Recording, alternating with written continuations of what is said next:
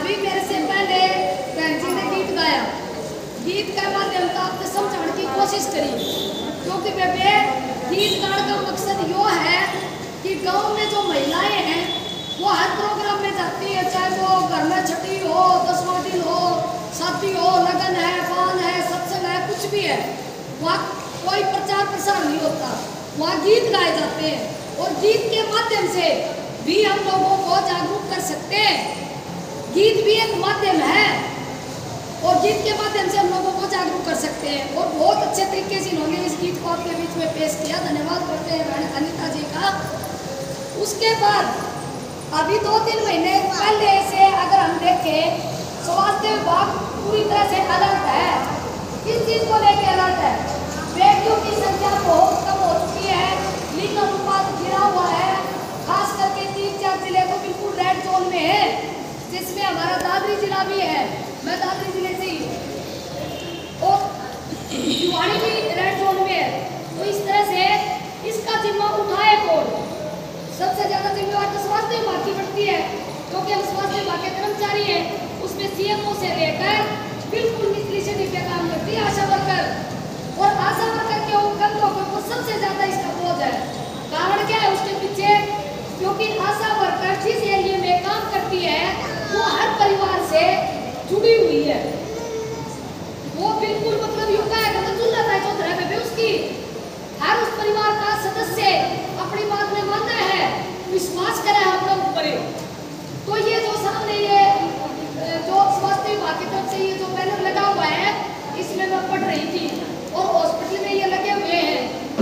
तो इसके लिए सबसे ज्यादा भागीदारी अगर दे सकती है इस लिंग जांच की मशीन को पकड़वाने के लिए, जो कातिल डॉक्टर के रूप में कातिल बैठे हुए हैं, उसको पकड़वाने में, हमारी बेटियों के बचाने में सबसे ज्यादा योगदान आशा वर्कर का है। वो देखे, पहचाने और उनको अपने जो पीएमडीटी के जो इंचार्ज है, आज तो हमारे बीच में बैठे हुए हैं, सौभाग्य की बात है, इनको सूचित करें, उनका नाम गुप्त रखा जाएगा, बाकी इसके प्रकरण पे सारी बातें हम साफ रखेंगे। हम जो यो अभियान चलाने लग रहे हैं, स्वास्थ्य विभाग लगा हुआ, उसके बाद क्या जरूरत पड़ गई इसकी?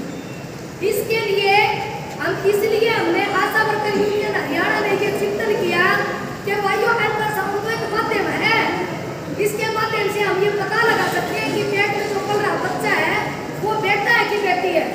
लेकिन उस लिंग जांच करवाने के लिए पहले अपना दिमाग तो तैयार करना पड़ता है ना। तो आप इंसान अपना दिमाग तैयार करेगा कि बेटी है तो उसकी सफाई करवानी है, बेटा है तो जन्म दे रहा है, तो वो दिमाग तैयार क्यों होता है? ये विचार कहाँ से आया? इस विचार पे ये जगह काम कर रहा है। हमने सब जगह से, हमने जैसे बहन प्रवेश ने बताया, हमने काफी जिले कवर किए और 22 के 22 जिले कवर करते हुए लास्ट में कुरुक्षेत्र पहुंचेंगे। हम सुझाव ले रहे लोगों का, तो सुझाव में सबसे पहला पॉइंट हर जिले से जो आया कि भाई तुम बेटियां ने क्यों बनवाना चाहो, क्या गुना कर दिया इन बेटियां ने, कौन सा काम ऐसा है जो बेटी नहीं कर सकती और ऐसा कौन सा काम है जो बेटा कर सकता और बेटी नहीं कर सकती। तो सबसे पहला तो ये सुझाव आया कि जी हम बेटियां ने जन्म भी दे देंगे, पढ़ा लिखा भी लेंगे, उनकी परवरिश भी बढ़िया कर देंगे, बेटी प्यारी भी बहुत लगते हैं, लेकिन आज बेटियां कहीं भी सुरक्षित नहीं है। डर का माहौल बड़ा हुआ है माँ बाप के दिमाग में, परिवार के दिमाग में, और वो डर का माहौल क्यों बड़ा हुआ है? तो समाज में आज आपने देखे कितने अपराधी लोग घूम रहे हैं, गंदी मानसिकता के लोग घूम रहे हैं, बेटियां कहीं भी सुरक्षित नहीं है। घर में भी बेटी सुरक्षित नहीं है, आज स्कूल में भी बेटी सुरक्षित नहीं है, हॉस्पिटल में भी बेटी सुरक्षित नहीं है, हर एक क्षेत्र में बेटियों के लिए गंदी मानसिकता के लोग जो घूम रहे हैं, उसके लिए हमें क्या करना चाहिए?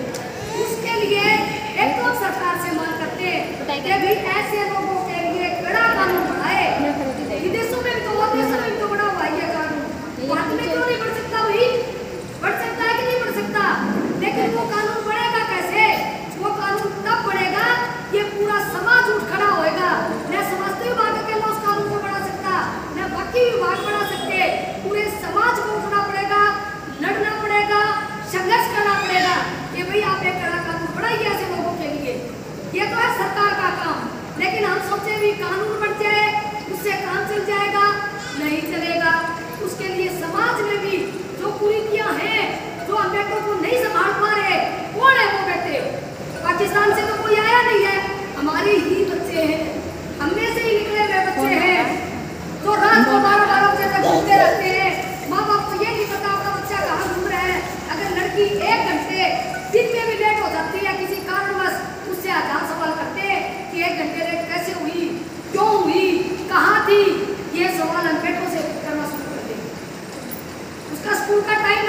उसके बाद वो 1 घंटे 2 घंटे लेट क्यों आता है?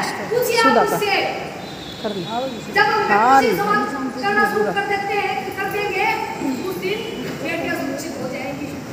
और दूसरी चीज ये जो नशा है, गाँव में वैसे तो साहब ने बहुत अच्छा सवाल किया था कि ये जो प्रोग्राम है, ये प्रोग्राम गाँव की चौपाल में हो, जिसमें गाँव की बेनिफिशियरी हो, वहाँ के पुरुष वर्ग भी हो, महिला वर्ग भी हो, वो सोचे समझे इस चीज को कि भी गाँव में जो नशा आ रहा है या शहर में जो नशा आ रहा है वो कहाँ से आ रहा है, उसकी रखवाली करेगा कौन? हम करेंगे, हम सब मिलकर करेंगे, क्योंकि समाज बिल्कुल गलत दिशा में जा रहा है नशे के कारण। बेटियां सुरक्षित इसलिए नहीं है। दूसरा सवाल आया कि दहेज, बेटियों को जन्म देने के बाद तुरंत ये सवाल आता है कि इसको पढ़ाएंगे लिखाएंगे, इतना खर्चा हो जाएगा, फिर इसका दहेज देना पड़ेगा। और अकेला दहेज नहीं, फिर उसके सीधे पौधे शुरू हो जाएंगे।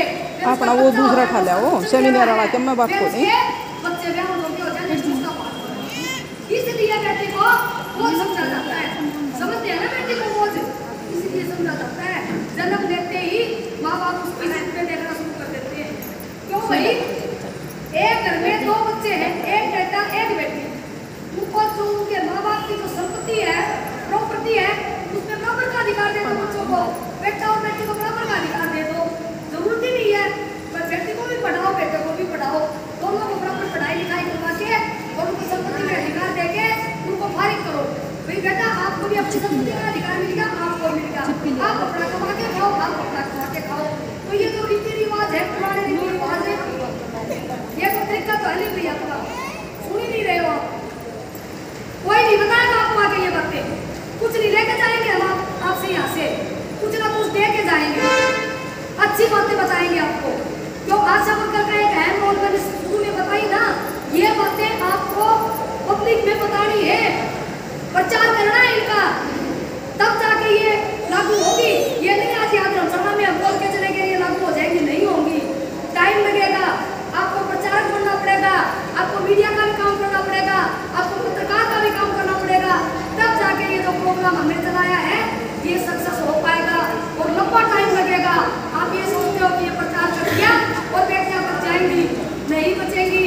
जो मानसिकता बड़ी हुई है लोगों की, बेटा और बेटी के बीच में जो अंतर करते हैं, महिला और पुरुष के बीच में जो अंतर करते हैं, उनकी मानसिकता को हमें पढ़ना होगा। क्योंकि एक बेटी ही महिला बनती है, एक बेटी ही पुत्री बनती है, एक बेटी ही विधवा बनती है, एक बेटी के बहुत ज्यादा बढ़ते हैं। तो इसके लिए आप ध्यान से सुने और इसको आगे प्रचार करें। इसका दहेज का हो गया, उसके बाद भी महिलाओं का बहुत ज्यादा शोषण होता है, घर में भी शोषण है। आज कह रहे हैं ना महिला और पुरुष बराबर है, नहीं है बराबर। ये बहन जी बैठी का परेशानी, ये भी सुबह ड्यूटी पे आती है, हो सकता है इनके हस्बैंड भी ड्यूटी पे जाते होंगे, लेकिन इस बहन जी ने घर का सारा काम करना पड़ा है, कपड़े तैयार करने पड़े, दोनों के टिप्पण तैयार करेगी, ड्यूटी बराबर है दोनों की। लेकिन ये भेदभाव नहीं है क्या? जब दोनों ड्यूटी करते हैं कि दोनों बराबर का काम क्यों नहीं कर सकते?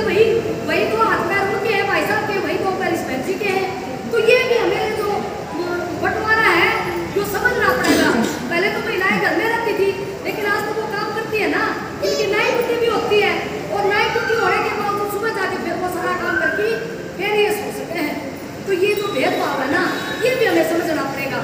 भाई महिला और पुरुष के बीच में भेदभाव ना हो, मिल बांट के घर में काम करें, मिल बांट के फील्ड में काम करें, मिल बांट के नौकरी के टाइम हम काम करें। ये चीजें, ये जो मानसिकता है, ये भी हमें बदलनी पड़ेगी। परिवर्तन जिंदगी का नियम है। कई जगह हमने ये बात रख दी, पूरा बूढ़े बूढ़े आदमी बैठे थे, बोले बेटी तो हमको इस देश